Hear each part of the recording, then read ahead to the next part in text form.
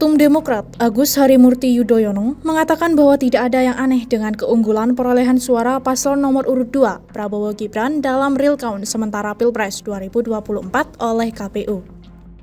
Menurutnya, bila dilihat secara rasional, hasil penghitungan sementara terkait Pilpres ini sudah menempatkan pasangan 02 Prabowo Gibran sebagai kandidat yang unggul dan jauh. Saya tidak melihat ada urgensi ke sana.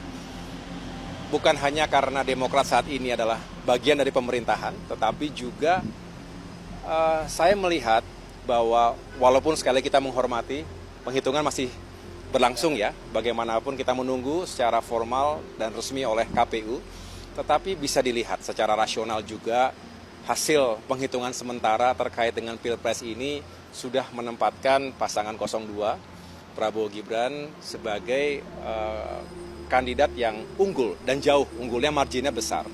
Jadi tidak bisa saya tidak melihat ada sesuatu yang sangat aneh di situ karena memang jaraknya jauh.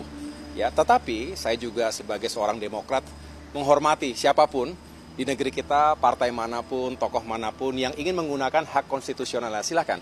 Tetapi kami dari Partai Demokrat secara tegas mengatakan kami tidak melihat ada kepentingan itu. Saya justru lebih tertarik pasca pemilu ini, setelah kita mengetahui tentu namanya pertempuran politik itu menyisakan orang yang kecewa, orang yang marah, orang yang belum bisa mencapai targetnya. Dan saat yang baik untuk kita mulai merajut kembali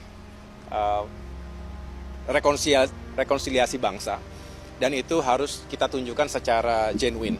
Mengapa? Karena kita ingin Indonesia tidak terlalu lama terjebak pasca pemilu ini dalam urusan-urusan yang juga tidak produktif bagi pembangunan bangsa. Kita berharap 8 bulan ini menjadi masa yang penting.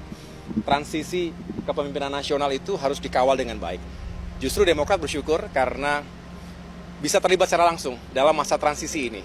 Karena bagaimanapun ini masa yang paling penting.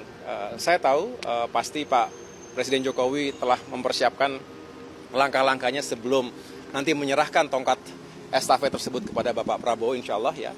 Dan sebaliknya Bapak Prabowo juga punya niat yang baik untuk menyiapkan dari sekarang apa saja yang harus segera bisa dilakukan. Ingat, janji kampanye itu untuk ditunaikan dan ada hal-hal yang bisa segera kita capai, ada quick wins yang harus kita juga tunjukkan kepada masyarakat, tapi juga ada yang sifatnya lebih jangka panjang. Ini juga perlu kita jelaskan karena tidak semua bisa terjadi dalam 1 bulan, 2 bulan, bahkan 1 tahun pertama. Tetapi dengan semangat yang kuat, saya rasa transisi ini bisa berjalan dengan baik dan pada akhirnya setelah Pak Jokowi, Pak Prabowo siap untuk melanjutkan.